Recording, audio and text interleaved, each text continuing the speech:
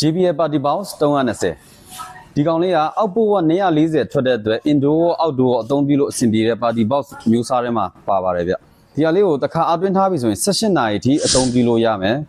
အရေးပေါ်အသွင်းဖို့လိုအပ်လာခဲ့မယ်ဆိုရင်တော့7မိနစ်အသွင်းထားရုံနဲ့2နာရီထိအသုံးပြုလို့ရမယ်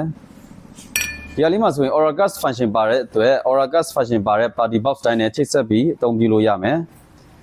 AI Sound Boost ကိုအသုံးပြုပေးထားတာတွေ့ရတယ်အရှိဘက်က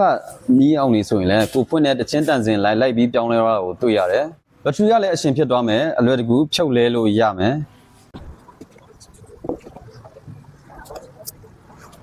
ဒီဘက်နောက်ဘက်မှာဆိုရင်တော့